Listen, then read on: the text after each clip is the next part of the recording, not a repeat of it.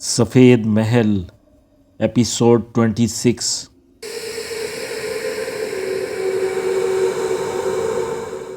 رنگا کے چہرے پر بھی سوچ طاری ہو گئی۔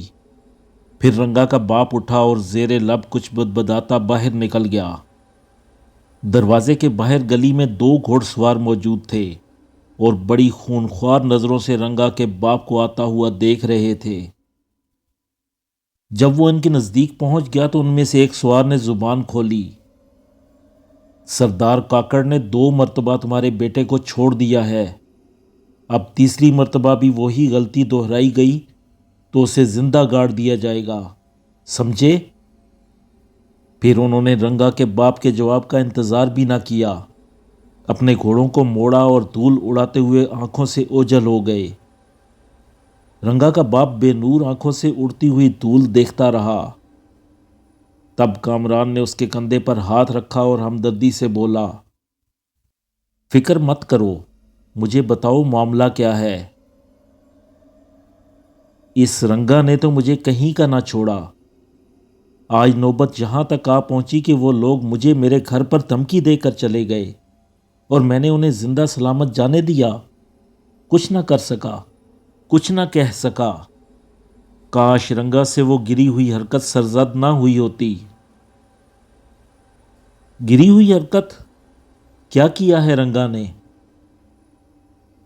نوجوان، یہ اسی سے پوچھو، وہی بتائے گا کہ وہ کیا کھیل کھیل رہا ہے۔ رنگا کے باپ نے بے بسی سے ہاتھ ملتے ہوئے کہا، اس گدھے نے میری عزت خاک میں ملا دی ہے۔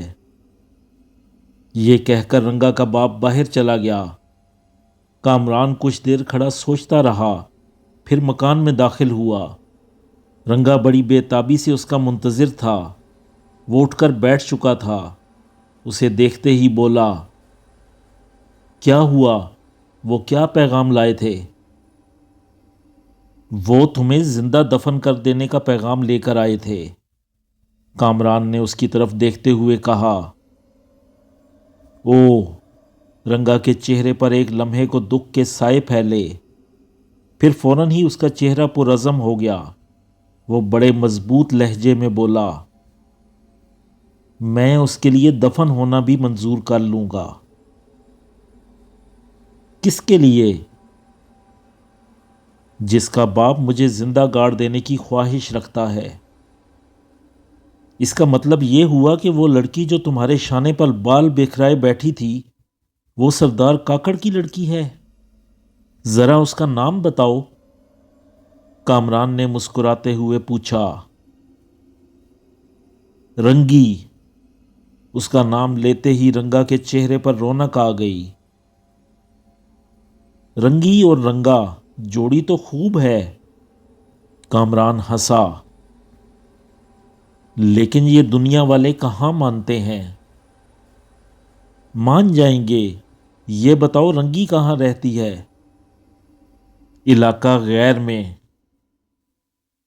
یہ محبت بھی خوب ہوتی ہے، ہمیشہ علاقہ غیر میں جنم لیتی ہے تاکہ آزمائشیں اور بڑھیں۔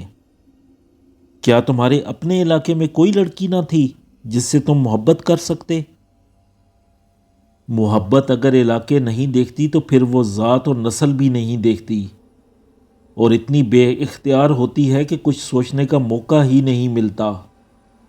رنگا نے کھوئے ہوئے لہجے میں کہا، کاش محبت میں عقل کو بھی دخل ہوتا۔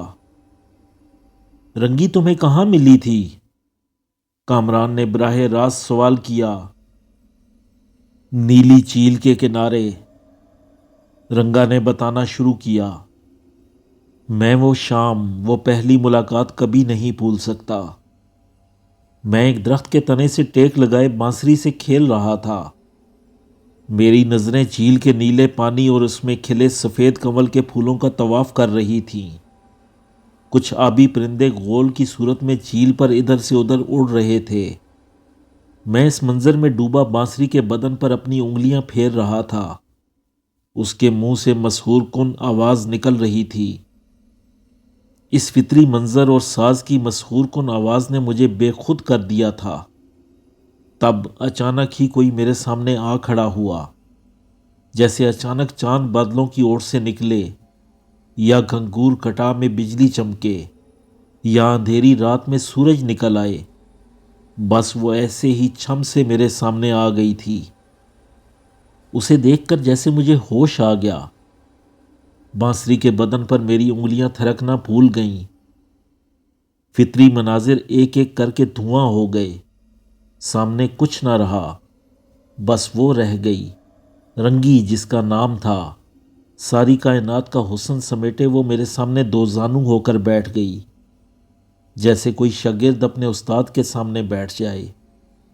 میں نے اسے حیرانی سے دیکھتے ہوئے بانسری لبوں سے ہٹائی تو اس نے اپنے یاقوتی لب کھولے اور بانسری کی طرح سریلی آواز میں بولی، لبوں سے بانسری نہ ہٹاؤ، اس کے بدن سے اپنی انگلیاں نہ اٹھاؤ، بانسری بجاؤ۔ تب میں نے چونک کر اس کی طرف دیکھا اور دیکھتے ہوئے بانسری پر اپنے ہونٹ جما دیے۔ وہ شرما گئی، لجا گئی، حالانکہ میں نے اپنے ہونٹ بانسری کے منہ پر رکھے ہوئے تھے۔ پھر میری انگلیاں حرکت میں آ گئیں اور بانسری سے ایسی دھن نکلنے لگی جس کے بارے میں مجھے پہلے علم نہ تھا۔ محبت کا پہلے کسے علم ہوتا ہے، کب اور کہاں ہو جائے؟ بانسری کے منہ سے نکلنے والی آواز کوئی معمولی آواز نہ تھی، وہ تو محبت کا راگ تھا۔ شام ڈھلے جب وہ مجھ سے رخصت ہونے لگی تو میں نے اسے نیلی چیل سے ایک کنول کا پھول توڑ کر دیا اور اس سے اگلی شام آنے کو کہا۔ اس نے ہنستے ہوئے اسبات میں گردن ہلائی اور میرے دل کے گگن پر امید کے تارے چھوڑ کر پہاڑوں کی اوٹ میں سورج کی طرح غروب ہو گئی۔ پھر ہر نئے دن کا سورج میرے لیے محبت کا پیام لانے لگا۔ ہم روز روز ملنے لگے، عشق کے نغمے گائے جانے لگے، حسن کے قصیدے پڑھے جانے لگے۔ محبت کا یہ سفر ایک طویل عرصے تک جاری رہا۔ جب پیار کی راہ پر بہت دور نکل گئے تب ہمیں معلوم ہوا کہ ہم دونوں ایک دوسرے کے لیے علاقہ غیر کے ہیں۔ ہماری ذاتیں الگ ہیں، ہماری نسلیں جدا ہیں۔ یہ جاننے کے باوجود ہم میں سے کسی نے واپس لوٹنے کی کوشش نہیں کی۔ ہم آگے ہی آگے بڑھتے گئے۔ پھر مشک کی طرح ہمارا عشق چھپا نہ رہ سکا۔ اس کے باپ نے اس کے پاؤں میں زنجیریں ڈالنے کی کوشش کی، لیکن وہ ہر بندش، ہر قید توڑ کر مجھ سے ملنے آتی رہی۔ اس پر حربے کارگر نہ ہوئے تو پھر میری آزمائش شروع ہوئی۔ پہلے مجھے تنبیہیں کی گئیں، دھمکیاں دی گئیں۔ میں نے انہیں ایک کان سے سنا۔ پھر ایک دن مجھ پر حملہ کیا گیا۔ وہ لوگ اپنے غصے کی بھڑاس نکال کر چلے گئے۔ تب ہم نے اپنی ملاقات کی جگہ ایک بار پھر بدل دی۔ وہ مجھ سے بانسری بجانے کی ضد کرتی، میں اسے بہانے بنا کر ٹال دیتا۔ آخر ایک دن مجھ سے نہ ٹالا گیا اور وہ دن آج کا دن تھا۔ میں نے کئی دنوں بعد بانسری ہونٹوں سے لگائی تھی۔ اسے ہونٹوں سے لگاتے ہی عجیب سرور حاصل ہوا۔ میں پہلے مدھم سروں میں راگ الاپتا رہا، رنگی کو بہلاتا رہا۔ پھر میں بے خود ہو گیا اور بانسری کی آواز دور تک پھیلتی اور پھسلتی گئی۔ پھر میری آنکھ اس وقت کھلی جب میرے سر پر لاٹھی کی ضرب لگی اور رنگی کو کسی نے میرے پہلو سے کھینچا۔ اس کے بعد پھر مجھے ہوش نہ رہا اور جب ہوش آیا تو خود کو اپنے گھر میں پایا۔ بعد کے واقعات کا تمہیں علم ہی ہے، اگر کوئی بات رہ گئی ہو تو بتاؤں۔ رنگا نے سر دیوار سے ٹکاتے ہوئے کہا، نہیں، اب کچھ بتانے کی ضرورت نہیں، میں نے ساری باتیں اچھی طرح سمجھ لی ہیں۔ کامران نے جواباً کہا، اب تم نے کیا سوچا ہے؟ میں کیا سوچوں، سوچنے کا وقت تو نکل چکا۔ رنگا نے کہا، اب رنگی سے تمہاری ملاقات کب ہوگی؟ کل شام۔ تمہارا کیا خیال ہے، اس سنگین صورتحال کے پیش نظر وہ تم سے ملنے آ سکے گی؟ کامران نے سوال اٹھایا۔ جب تک اس کی سانس میں سانس ہے اسے ملنے سے کوئی نہیں روک سکتا۔ اس قدر محبت ہے اسے تم سے؟ اسے ہی نہیں، مجھے بھی اس سے اتنی ہی محبت ہے۔ میری راہ بھی میری موت ہی روک سکتی ہے۔ اس کا مطلب ہے کہ زندہ گاڑ دینے کی دھمکی کے باوجود کل تم رنگی سے ملنے جاؤ گے؟ ہاں جاؤں گا، ضرور جاؤں گا۔ مجھے زندہ گاڑا جا سکتا ہے لیکن میری محبت کو نہیں، رنگا نے بڑے یقین سے کہا۔ اگر کل تم دونوں کو ہی زندہ گاڑ دیا گیا تو پھر کیا فائدہ ہوگا؟ محبت میں فائدہ کون دیکھتا ہے کامران، یہ تو سراسر گھاٹے کا سودا ہے، رنگا نے مسکراتے ہوئے کہا۔ کون کہتا ہے کہ محبت گھاٹے کا سودا ہے؟ محبت تو بڑی عظیم چیز ہے میرے دوست۔ محبت کی ایک گھڑی 1000 سالہ زندگی کے برابر ہے۔ میری خواہش ہے کہ تم دونوں کی کسی صورت شادی ہو جائے، کامران نے سوچتے ہوئے کہا۔ اس جنم میں تو یہ ممکن نہیں، رنگا نے مایوسی سے کہا۔ وجہ؟ وہی رنگ و نسل، غیر علاقے کی باتیں۔ میں کالا ہوں، تو گورا ہے، میں چھوٹے قبیلے کا ہوں، تو بڑے قبیلے کا ہے۔ میرے باپ دادا ریگستانوں سے آئے تھے، تیرے باپ دادا پہاڑوں سے آئے تھے، پھر ہم آپس میں شادی کیوں کریں؟ ہاں، یہ شادی نہیں ہو سکتی، اچانک پشت سے آواز آئی۔ دونوں نے پلٹ کر دیکھا، دروازے میں رنگا کا باپ کھڑا تھا۔ اگر تو اس لڑکی سے شادی کے خواب دیکھ رہا ہے تو خود کو نیند سے جگا لے، آنکھیں کھول لے۔ میں سردار کاکڑ کے قبیلے کی لڑکی لانے کو تیار نہیں، اور اب میں نے تجھے اس لڑکی سے ملتے دیکھ لیا تو سردار کاکڑ سے پہلے میں خود تجھے زندہ دفن کر دوں گا۔ یہ کہہ کر غصے سے لال پیلا ہوتا ہوا رنگا کا باپ گھر کے اندر چلا گیا۔ کمبخت نے میری عزت خاک میں ملا کر رکھ دی ہے۔ یہ بزرگ لوگ محبت کے اس قدر دشمن کیوں ہوتے ہیں؟ رنگا نے اپنے باپ کے اندر جانے کے بعد آہستہ سے کہا۔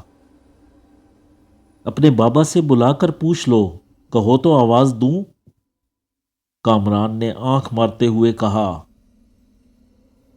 بس بس، اب ان کی اتنی ہی گالیاں کافی ہیں۔ اچھا چھوڑو ان باتوں کو، کچھ اپنے بارے میں بتاؤ کہ تم نے مجھے کب اور کیسے دیکھا؟ رنگا نے موضوع بدلا۔ میں بانسری کی آواز سن کر تم تک پہنچا تھا۔ میں نے جب یہ آواز سنی تو بے قرار ہو گیا اور بے اختیار تمہاری طرف لپکنے لگا۔ رنگا تم بانسری خوب بجاتے ہو، اگر رنگی تمہاری بانسری سننا چاہتی ہے تو وہ حق بجانب ہے۔ تمہاری بانسری کی آواز دل میں ٹیسے اٹھا دیتی ہے، آدمی دم بخود رہ جاتا ہے۔ تم نے کہاں سے سیکھی یہ بانسری؟ کسی سے نہیں، بس خود بخود بجانی آ گئی، اور جب سے رنگی ملی تب سے میرے ساز میں ایک کشش پیدا ہو گئی، اس میں درد سمو گیا، سوز اکٹھا ہو گیا۔ جب میں بانسری بجاتا ہوں تو مجھے اپنا ہوش نہیں رہتا، ارد گرد کی خبر نہیں رہتی۔ بند آنکھوں میں رنگی بسی ہوتی ہے اور میری انگلیاں بانسری کے بدن پر رقص کرتی رہتی ہیں اور میرے ہونٹ اسے چومتے رہتے ہیں۔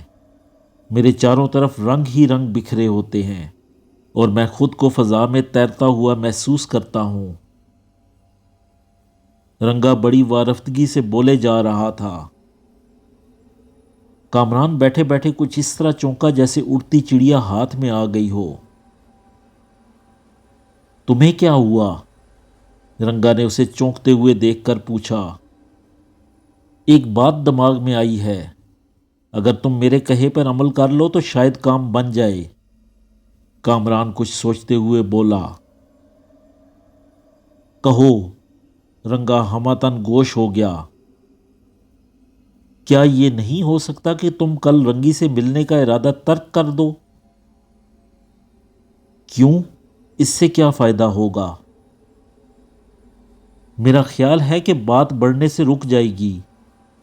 سردار کاکڑ تمہیں زندہ دفن کرنے کی دھمکی دے ہی چکا ہے۔ اپنی دھمکی کو عملی جامہ پہنانے کے لیے وہ تمہیں پاتال میں سے بھی تلاش کر لے گا۔ میں چاہتا ہوں کہ اس کے مشتعل ہونے سے پہلے ہی اس سے ملاقات کر لوں۔ ملاقات؟ یہ مسئلہ ملاقاتوں سے حل ہونے والا نہیں۔ اگر میں کل رنگی سے نہ ملنے پہنچا تو مجھے ڈر ہے کہ کہیں وہ مجھے بزدل نہ سمجھ لے۔ رنگا نے فکر مند ہوتے ہوئے کہا، آخر پورے مرد ہی نکلے۔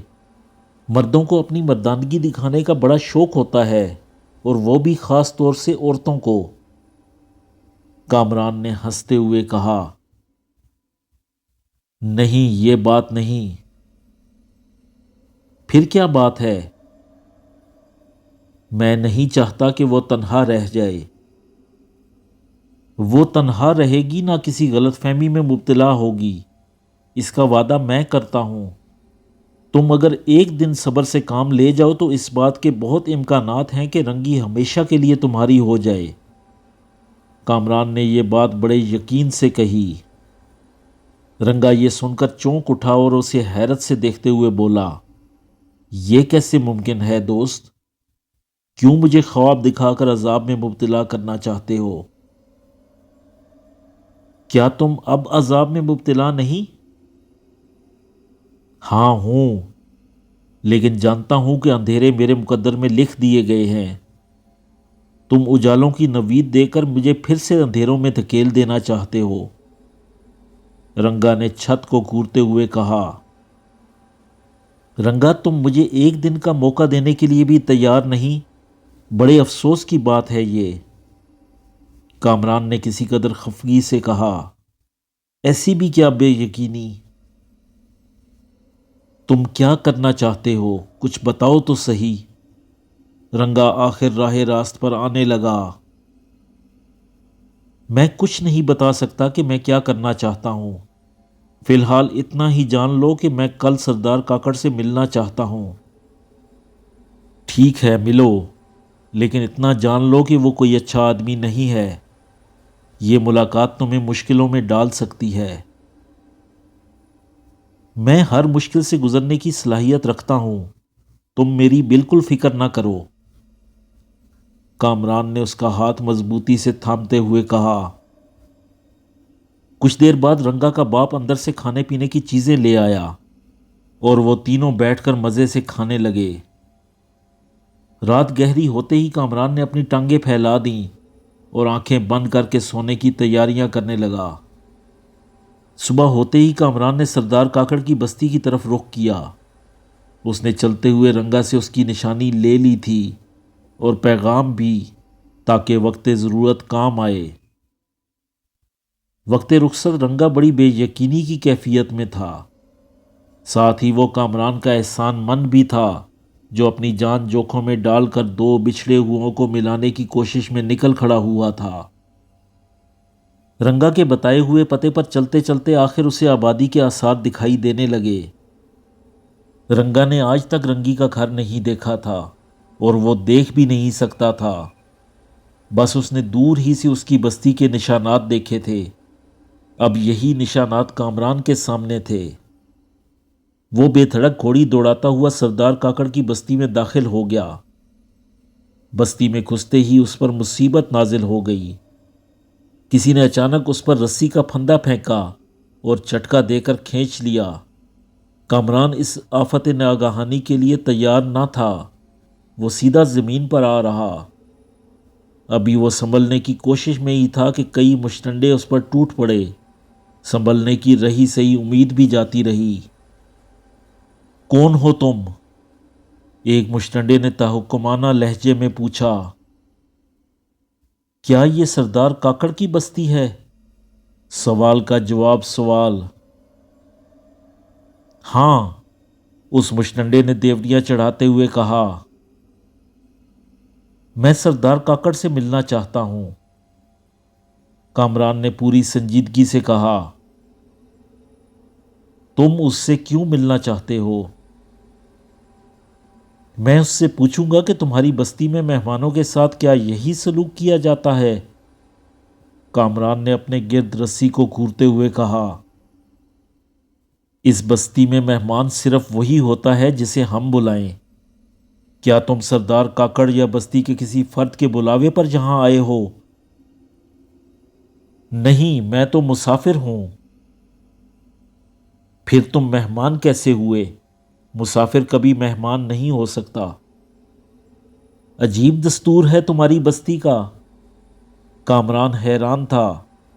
میں مانے لیتا ہوں کہ میں بن بلایا آیا ہوں، مسافر ہوں، پر یہ تو بتاؤ کہ مسافروں کے ساتھ بھی تم یہی سلوک روا رکھتے ہو؟ اس بستی میں مسافروں کے لیے کوئی جگہ نہیں، کیونکہ اکثر ایسا ہوا کہ مسافر چند دنوں کی پناہ مانگتا ہے، پھر ہمیشہ ہمیشہ کے لیے ہماری بستی میں رہ جاتا ہے۔ جو ہماری بستی میں چند دن رہ جائے، سردار کاکڑ اسے یہاں رہنے کی اجازت دے دے، اسے پھر بستی سے کوئی نہیں نکال سکتا، خود چلا جائے تو چلا جائے۔ میں مسافر ضرور ہوں، لیکن تمہاری بستی میں رہائش کے ارادے سے نہیں آیا ہوں۔ شروع میں سب یہی کہتے ہیں، جب مفت کی خوراک ملنے لگتی ہے تو ہر مسافر اپنی راہ بھول جاتا ہے اور ہماری خوراک میں ہمیشہ ہمیشہ کے لیے ساجھیدار بن جاتا ہے۔ میں یہاں صرف تمہارے سردار سے ملنے آیا ہوں۔ میں اس بات کا تم سے وعدہ کرتا ہوں کہ اس سے ملاقات کر کے میں رات ہونے سے پہلے ہی یہاں سے چلا جاؤں گا، اور جب تک یہاں رہوں گا اپنا کھاؤں گا۔ میرے پاس وافر مقدار میں خوراک موجود ہے۔ کامران نے اسے یقین دلانے کی کوشش کی۔ اس کا فیصلہ سردار کاکڑ ہی کرے گا، تمہیں اسی طرح ہمارے ساتھ چلنا ہوگا۔ اس مشٹنڈے نے کہا، مجھے تم جس طرح چاہو لے چلو۔ پھر ان مشٹنڈوں نے کامران کو اسی طرح بندے بندے اٹھا لیا اور تیز تیز ایک طرف چلنے لگے۔ ایک مشٹنڈا ابلا کی لگام پکڑے لیے آ رہا تھا۔ کافی دیر چلنے کے بعد بھی سردار کاکڑ کی رہائش گاہ نہ آئی، بلکہ بستی کی آبادی ہی ختم ہو گئی اور وہ لوگ ایک چھوٹے سے میدان میں آ نکلے۔ اس میدان کے بیچ ایک چھوٹا سا چبوترا تھا اور اس میں ایک مضبوط سی بلی گڑی ہوئی تھی۔ تم لوگ مجھے کہاں لے آئے ہو؟ کامران نے احتجاج کرتے ہوئے کہا۔ خاموش رہو، اگر زیادہ بولو گے تو سردار کاکڑ کی ملاقات سے محروم ہو جاؤ گے، وہی مشٹنڈا بولا۔ کامران نے پھر خاموشی اختیار کر لی اور خود کو حالات کے دھارے پر چھوڑ دیا۔ ان مشٹنڈوں نے اسے چبوترے پر چڑھا کر بلی کے سہارے کھڑا کر کے رسیوں میں جکڑ دیا۔ پھر انہوں نے آپس میں کوئی بات کی اور اس مشاورت کے نتیجے میں دو مشٹنڈے بستی کی طرف روانہ ہو گئے۔ بقیہ آدمی چبوترے پر اس طرح بیٹھ گئے جیسے انہیں کسی چیز کا انتظار ہو۔ اپنے مالک کو بندھے دیکھ کر ابلا زور زور سے ہنہنانے لگی۔ کامران نے اپنے منہ سے تیز تیز آوازیں نکال کر اسے دلاسا دیا، تب وہ سر ڈال کر خاموشی سے کھڑی ہو گئی۔ تھوڑی دیر میں کامران کو سامنے سے ایک بہت لمبا مگر سوکھا سڑا سا آدمی آتا ہوا نظر آیا۔ اس کے آگے پیچھے وہ دونوں مشٹنڈے تھے اور اس کے کانوں میں چاندی کے بڑے بڑے ہالے پڑے ہوئے تھے۔ کامران کو یہ سمجھنے میں دیر نہ لگی کہ وہ سردار کاکڑ کے سوا کوئی اور نہیں۔ سردار کاکڑ چھلانگ مار کر چبوترے پر چڑھا۔ اس نے پہلے بغور کامران کا معائنہ کیا اور اسے تیز نظروں سے دیکھتے ہوئے حکم دیا، اپنا ہاتھ لاؤ۔ تب فوراً اس کے ہاتھ رسی سے آزاد کر دیے گئے۔ کامران نے اپنا ہاتھ آگے بڑھایا۔ خلاف توقع سردار کاکڑ نے اس سے ہاتھ ملانے کی بجائے اپنی انگلیاں اس کی نبض پر رکھ دیں اور چند لمحوں بعد بولا، کون ہو تم؟ ایک مسافر۔ نام؟ کامران۔ یہاں کیوں آئے ہو؟ سردار کاکڑ تم سے ملنے۔ مجھ سے ملنے؟ سردار کاکڑ نے پھر اس کی نبض سے ہاتھ ہٹا لیا اور مسکراتا ہوا بولا، بظاہر تو تم سچے دکھائی دیتے ہو، پھر اس نے اپنے ایک مشٹنڈے کو کامران کی رسیاں کھولنے کا حکم دیا اور لمبے لمبے ڈگ پھرتا جدھر سے آیا تھا ادھر ہی چلا گیا۔ نوجوان، تم بڑے خوش قسمت ہو کہ بچ نکلے، ورنہ یہاں آنے والا مسافر مشکل ہی سے بچ کر جاتا ہے۔ کامران جواب میں صرف مسکرا کر رہ گیا۔ ان مشٹنڈوں نے جلد جلد کامران کو کھولا اور ساتھ احترام کے گھوڑی پر بٹھا دیا۔ پھر ایک مشٹنڈے نے ابلا کی لگام پکڑی اور وہ سب بستی کی طرف چلنے لگے۔ سردار کاکڑ کی رہائش گاہ پر پہنچ کر کامران ابلا سے کود پڑا۔ اسے اندر لے جایا گیا اور ایک جگہ بٹھا دیا گیا۔ پھر اس کمرے میں کوئی نہ رہا۔ کچھ دیر انتظار کے بعد سردار کاکڑ اندرونی دروازے سے برآمد ہوا اور تیز تیز ڈگ پھرتا کامران کی طرف بڑھا۔ کامران اسے دیکھ کر احتراماً کھڑا ہو گیا۔ سردار کاکڑ نے نزدیک آ کر کامران سے ہاتھ ملایا اور 3 بار زور سے جھٹک کر چھوڑ دیا۔ ان جھٹکوں نے کامران کو پورا ہلا دیا۔ تب کامران کو اندازہ ہوا کہ اس ہڈی کے ڈھانچے میں کتنی جان ہے۔ بیٹھو نوجوان، سردار کاکڑ کے لہجے میں اب تحکم نہ تھا۔ کامران چاروں طرف نظریں دوڑاتا آہستہ سے بیٹھ گیا۔ اسے کسی کھڑکی کسی چروکے سے کوئی منموہنی صورت دکھائی نہ دی۔ اب کہو نوجوان، تم ہم سے کیوں ملنا چاہتے تھے؟ ابھی کامران سوچ ہی رہا تھا کہ بات کہاں سے شروع کرے کہ اتنے میں ایک مشٹنڈا اندر داخل ہوا اور سردار کاکڑ کے نزدیک آ کر بولا، سردار، رنگا کے بارے میں کیا حکم ہے؟ وہی جو کل تھا، سردار کاکڑ نے اپنی پیشانی پر بل ڈال کر کہا۔ اپنے آدمی چپے چپے پر پھیلا دو، جہاں بھی رنگا دکھائی دے اسے اٹھا لاؤ، پھر میں دیکھوں گا کہ اسے کون موت کے منہ سے نکالتا ہے۔ ٹھیک ہے، یہ کہہ کر مشٹنڈا مؤدبانہ مڑا اور تیزی سے باہر نکل گیا۔ پیدا ہوتے نہیں عشق کرنا شروع کر دیتے ہیں، سردار کاکڑ زیر لب بڑبڑایا۔ کیا ہوا سردار؟ یہ عشق کا کیا سلسلہ ہے؟ کامران نے بڑے بھول پن سے پوچھا۔ غیر علاقے کا ایک لڑکا پریشان کر رہا ہے، وہ کم بخت میری بیٹی کے پیچھے پڑا ہے۔ اور تمہاری بیٹی؟ وہ معصوم اور بھولی بھالی ہے۔ میرا مطلب تھا اس لڑکے میں اس کی دلچسپی کس حد تک ہے؟ سچی بات تو یہ ہے کہ میری بیٹی رنگی اس سے زیادہ اس کی دیوانی ہے، سردار کاکڑ نے افسردگی سے کہا۔ شام ہوتے ہی وہ کسی نہ کسی طرح بستی سے نکل جاتی ہے۔ پھر قصوروار وہ اکیلا تو نہ ہوا؟ پکڑے جانے پر کیا سزا دونوں کو ملے گی؟ کامران نے ایک نازک بات پوچھی۔ نہیں، سزا صرف اسی کو ملے گی۔ میری بیٹی بڑی نازک اور پھولوں کی طرح شاداب اور پیاری ہے، سردار کاکڑ نے سنجیدگی سے جواب دیا۔ وہ بھی تو کسی کو پیارا ہوگا، کامران نے سوچا لیکن زبان سے کچھ نہ کہا۔ وہ سردار کاکڑ سے بلا وجہ الجھنا نہیں چاہتا تھا۔ کچھ دیر وہ دونوں خاموش بیٹھے رہے۔